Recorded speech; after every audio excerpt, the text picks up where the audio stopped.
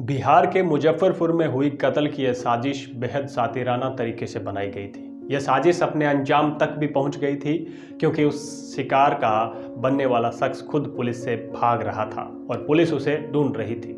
साजिश इतनी खतरनाक थी कि कत्ल के बाद बॉडी के टुकड़े टुकड़े किए गए और उसे गलाने के लिए केमिकल लाया गया। लेकिन ऐन मौके पर ऐसा क्या हुआ कि वहां ब्लास्ट हुआ और मामला खुल गया। आप देखना शुरू कर चुके हैं रिपोर्ट एक्सक्लूसिव न्यूज और मैं हूं आपके साथ आपका अपना कुलदीप शर्मा।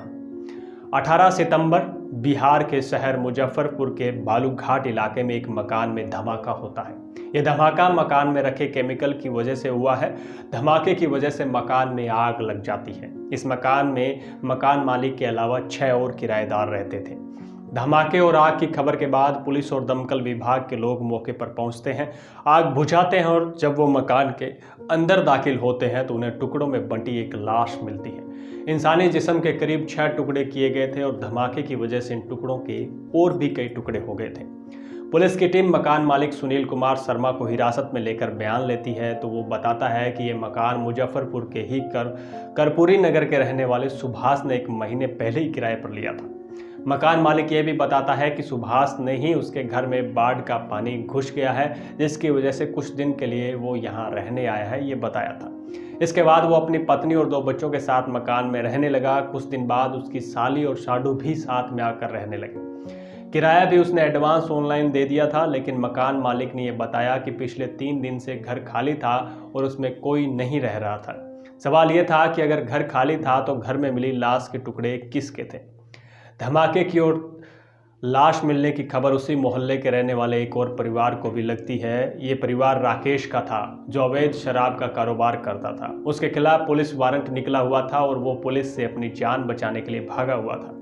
ये बात भी परिवार में पता था कि राकेश की पत्नी राधा का उसी सुभाष के साथ अफेयर चल रहा था जिसके मकान में ये धमाका हुआ था। राकेश का भाई पुलिस के पास लाश देखने के लिए पहुंच गया।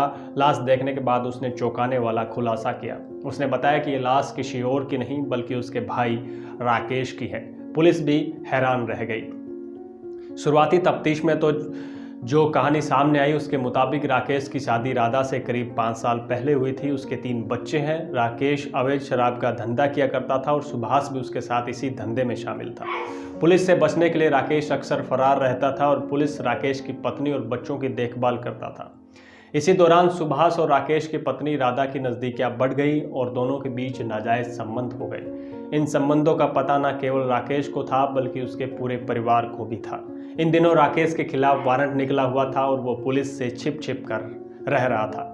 इसी बीच राधा अपने 3 बच्चों के साथ सुभाष के साथ रह रही थी। बताया जा रहा है कि तीज के मौके पर राधा ने राकेश को उसी कमरे में बुलाया जहां पर धमाका हुआ था। यहां पर राकेश का कत्ल करने के बाद लाश को कई टुकड़ों में बांटा गया और उसके बाद सबूत मिटाने के लिए राकेश की लाश को केमिकल में डालकर गलने के लिए छोड़ दिया गया। लाश को केमिकल में डालने के बाद करीब 15 सितंबर को सुभाष और राधा मौके से फरार हो गई। सुभाष जिन पति पत्नी को अपनी शाली और साडू बता रहा था, दरअसल में वो राकेश की पत्नी राधा के बहन और जीजा थे।